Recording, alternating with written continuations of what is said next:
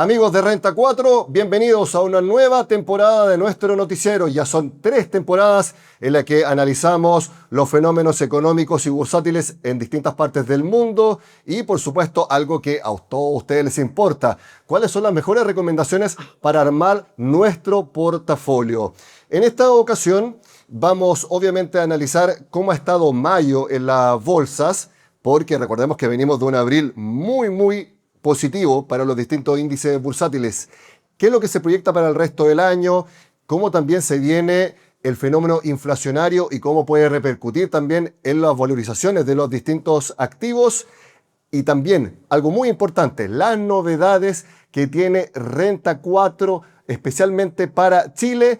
Es precisamente de lo que vamos a abordar en esta conversación con alguien que todos leemos en sus análisis y comentarios semanales. Me refiero al presidente de Renta 4 Banco, Juan Carlos Ureta, a quien le agradezco conectarse desde Madrid. Yo estoy en Santiago. Juan Carlos, ¿cómo estás? Muy buenos días.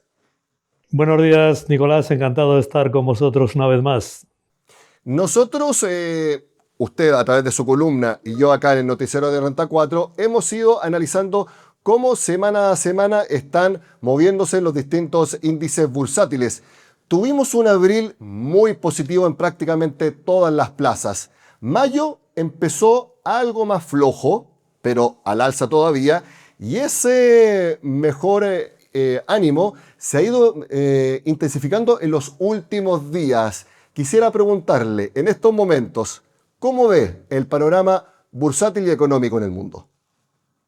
Bueno, el escenario general sigue siendo muy positivo, como comentabas, y es positivo porque básicamente las dinámicas de fondo de la economía y de las propias empresas son buenas. Hay 2 dinámicas de fondo en la economía. Una es esa gran liquidez que hay en el sistema, una liquidez que se ha visto incrementada con lo que nosotros en Renta 4 llamamos el dinero digital privado, es decir, toda esa aparición de las llamadas stablecoins, de todo el dinero digital, que se adiciona, se suma a la liquidez ya existente del sistema financiero y bancario tradicional, por decir así, y de los bancos centrales, ¿no?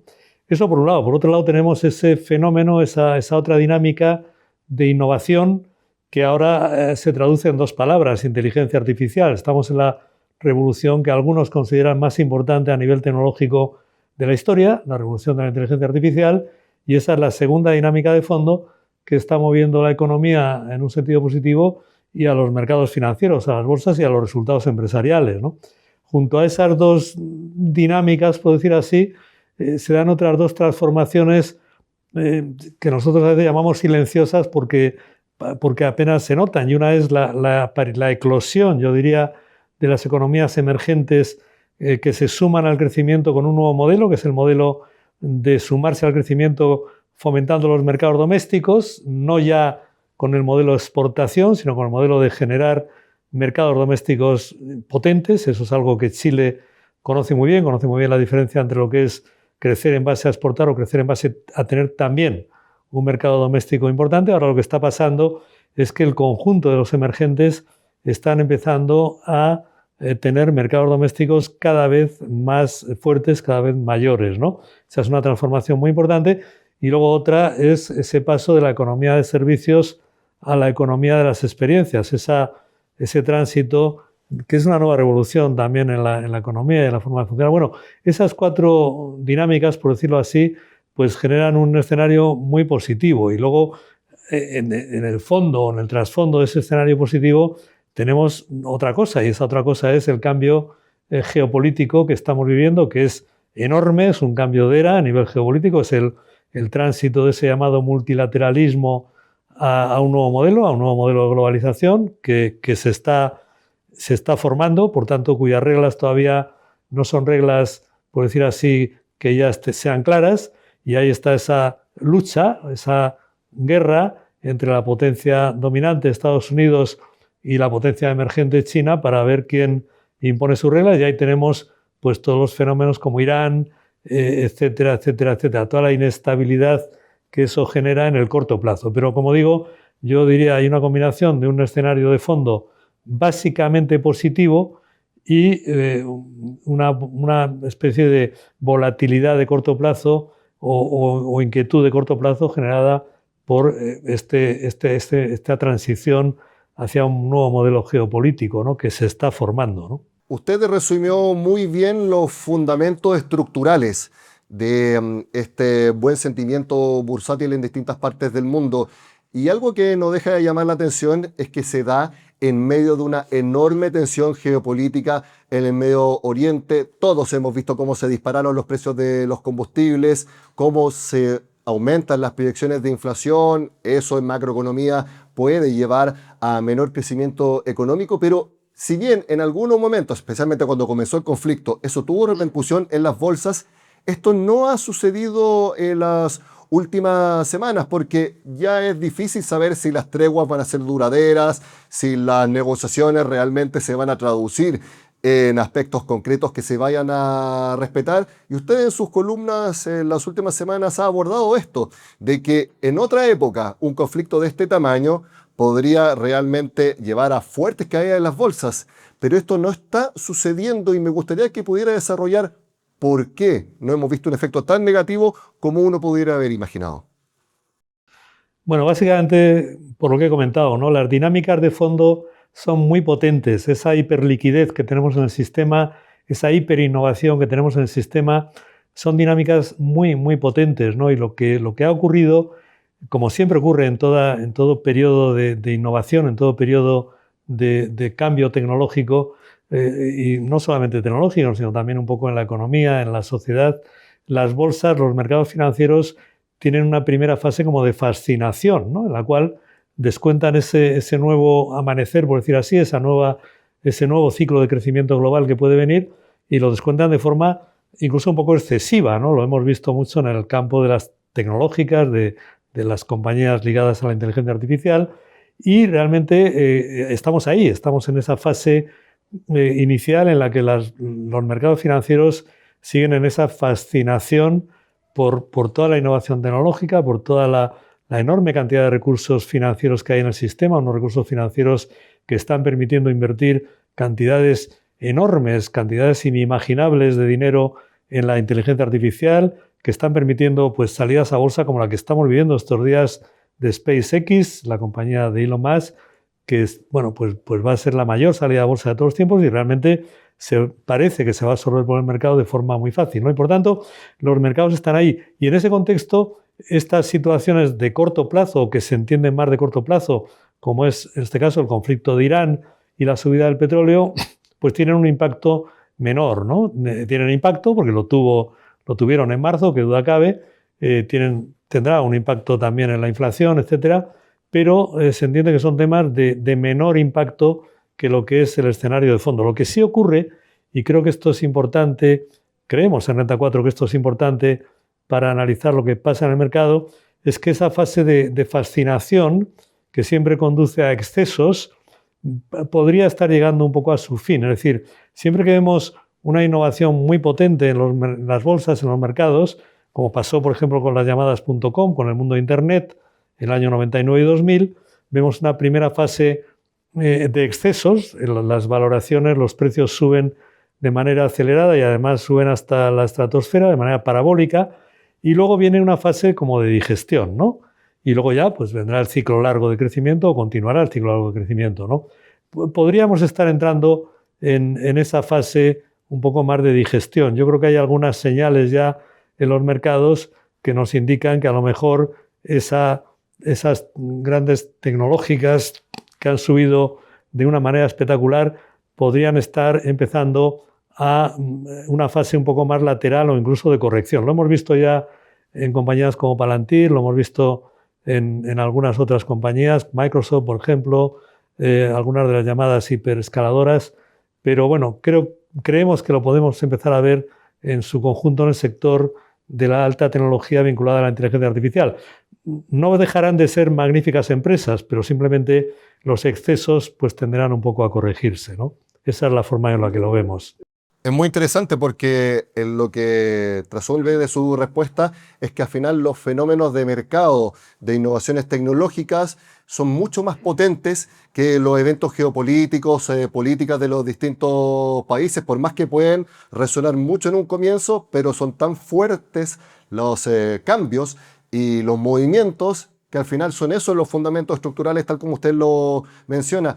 Y la parte de la, como usted dice, de digestión, uno podría también llamar de sinceramiento de las valorizaciones de las compañías. Bueno, me imagino que uno tiene que estar constantemente atento a la entrega de los resultados de las empresas tecnológicas.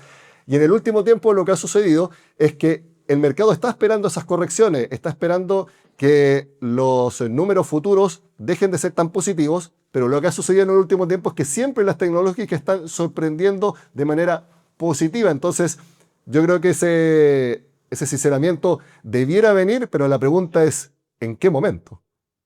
Bueno, sí, pero hemos visto, por ejemplo, ya la semana pasada cómo Nvidia, que es la compañía hoy en día líder, sin ninguna duda, en el ámbito de la inteligencia artificial, hemos visto cómo Nvidia presentó unos magníficos resultados, mejores incluso de los que se esperaban, y sin embargo recortó en la semana casi un 5%, ¿no? Quiere decir que estamos empezando a ver ya cómo hay esa fase un poco estamos entrando en esa fase un poco ya de digestión, de corrección lateral. ¿Por qué? Bueno, hay que entender también un poco cómo funciona el mercado financiero, ¿no? Al final hemos hablado de la innovación tecnológica como uno de los impulsos más potentes que tiene el mercado, pero hemos hablado también del fenómeno de la hiperliquidez, ¿no? Y en el mercado financiero lo que ocurre es que de alguna manera ese escenario de hiperliquidez que tenemos, sería quizá largo profundizar en él, pero lo venimos comentando mucho en Renta 4 en los últimos meses, desde hace ya casi un año, ese escenario en que llega también el dinero privado digital, etcétera, la tokenización y otros fenómenos de liquidez. Al final, lo que genera es un efecto, digamos, de apalancamiento, es decir, un efecto que todavía impulsa más las cotizaciones, ¿no? Al final, es algo relativamente sencillo de explicar, ¿no? Si un activo vale más, la financiación sobre ese activo también es mayor, ¿no? Si tenemos un piso y voy a pedir una hipoteca, si el piso vale 100, la hipoteca pues igual es 50, pero si el piso vale 300, la hipoteca es 150. Y todo ese fenómeno de apalancamiento, de leverage en sentido técnico, es un fenómeno muy potente que ha jugado mucho en esta subida de los mercados, pero que en algún momento también se para. ¿Y cuándo se para? Cuando la liquidez empieza ya también a contraerse, ¿no? O al menos a estabilizarse. Y ese momento puede estar llegando, ¿no? Cuando la liquidez empieza realmente a no ser tan creciente, ¿no? A estabilizarse, ¿no? Y creemos que ese momento pues, puede estar llegando. Eso no significa que no veamos el mercado positivamente, significa que realmente podríamos estar entrando en una fase, primero, de algo de corrección lateral en las tecnológicas y quizá de rotación hacia otros sectores que se han quedado atrás, ¿no? Que se han quedado atrás en la subida y que son compañías muy buenas, pero que realmente, como digo, se han quedado atrás porque el dinero ha fluido hacia aquello que provoca la mayor fascinación, que es el mundo de la alta tecnología vinculada a la inteligencia artificial, ¿no? Pero bueno, realmente yo diría que dentro de ese contexto los mercados siguen bien y siguen bien básicamente, Nicolás, por una cosa que son los resultados, ¿no? Hemos visto cómo en la presentación de resultados del tercer trimestre las compañías norteamericanas han tenido un crecimiento de beneficios de media del 15%, las compañías europeas algo menos, del entorno del 12%, pero realmente son crecimientos muy buenos, ¿no? Y por tanto los mercados al final compran beneficios futuros, ¿no? Y si estamos viendo crecimiento de beneficios, pues los mercados siguen subiendo, ¿no?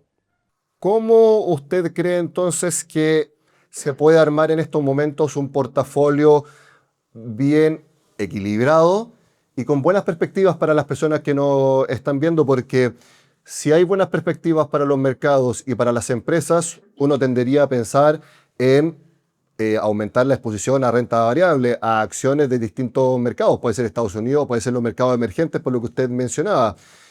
También hay algunas dudas respecto a la renta fija, porque las tasas están subiendo mucho, específicamente las de largo plazo, y uno ahí podría tener alguna duda si es que algo que ha funcionado muy bien, como en los bonos y renta fija en el último tiempo, quizá habría que subponderar próximamente. ¿Cómo usted armaría un portafolio en estos momentos para quienes nos escuchan? Si realmente no estamos en bonos largos, creemos que efectivamente hay algunos riesgos ahí que preferimos evitarlos.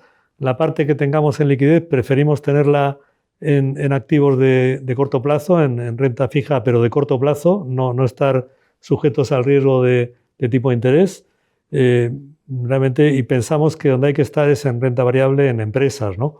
Lo venimos diciendo hace muchos años, lo hemos dicho en los últimos años siempre en Chile, cuando hemos ido a Chile y permanentemente, y también nuestra oficina de Santiago de Chile pues siempre lo está comentando, ¿no? Y dentro de empresas, ¿dónde iríamos? Bueno, no vamos a abandonar totalmente la tecnología.